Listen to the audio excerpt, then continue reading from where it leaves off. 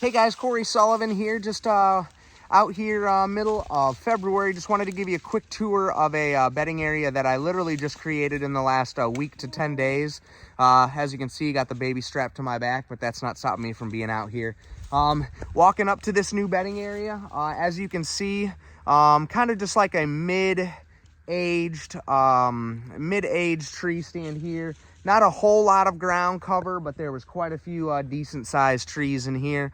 I came in here flush cut, hinge cut, and double girdled a whole bunch of trees semi-strategically to get the deer to bed in here.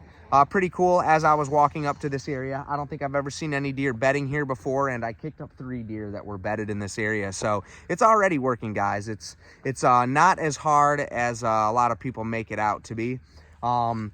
So I'm just going to do a quick little tour through here. Here's a hinge tree. I don't know if you don't know what a hinge tree looks like, that's a good example of a hinge tree right there. That is a box elder, a fantastic hinge tree. It also is a great food source for deer. But you're essentially cutting halfway through the tree, letting it hinge over, and then that portion that is still connected there is going to feed the tree and allow it to stay alive. But now it's down on the deer's level where they can browse into it. That's just one example that I've got here. Gonna go ahead and continue walking through here. So I have a little bit of a very, very small hillside here. It is a southwest facing slope, which is good for fall and winter bedding. But it slopes down this direction and then has really good visibility out there in that direction to the south and to the west. But like I said, there was already deer bedding in this bedding area with me. And that's just a very rewarding thing. So as you can see, coming in here, it's a bit messy. That's kind of the point. You can definitely come in here, clean some access trails for the deer to escape easily, create little pockets for deer to be bedding in and stuff like that. And I'll show you the 3 beds that the deer were in. You can see them pretty easily, but another example of a hinge cut ash tree there. That thing's going to create good cover and good food for the deer.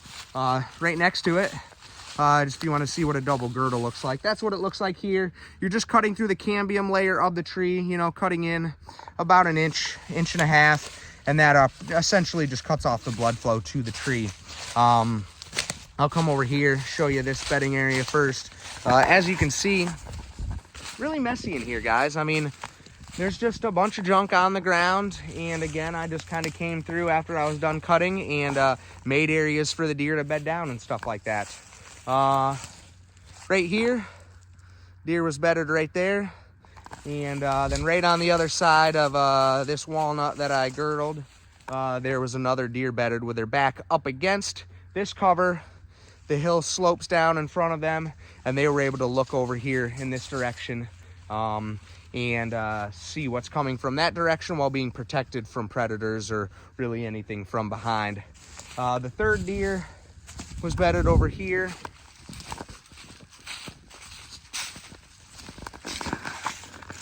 You can see another box elder that I have hinge cut there. You can see in the background I've got multiple trees that are just flush cut, and then I just dragged those tops out of here just to make sure it doesn't get too cluttered. But guys, it's pretty messy in here, and I've opened up the canopy. There's going to be a lot of sun that gets in here. This is another spot. This is just some down trees here, some trees that I actually hinged. There's a box elder that's hinged right there, and I actually opened up this little pocket right here, hoping a deer would bed with its back up against that downed log, and that's where that 3rd deer was bedded. So it's not that hard, guys. You can always be tweaking it, trying to make it better for the deer, but the real big part is just getting in here, getting some cover and food on the ground, getting the canopy opened up so that you can be getting sun to the ground, which will thicken this area up nicely and make this all a very favorable deer bedding area. Messy is good. Deer like messy. Like I said, just make sure, like I've done it here, just make sure you're cutting trails through it so the deer can get out in multiple directions so that they don't feel like they are restricted if they do have to flee. So get out there. If you're from the Midwest, it's been an amazing spring to be out here doing work in the field. Very mild winter for us. Go listen to the podcast that Jared and I put out talking about more specifics, getting a little bit more in depth with how to make these bedding areas, kind of what to look for, geographical features to use, and stuff like that. So that podcast will dive a little bit deeper into how to make these bedding areas. Have a good one, guys. Keep up the good work.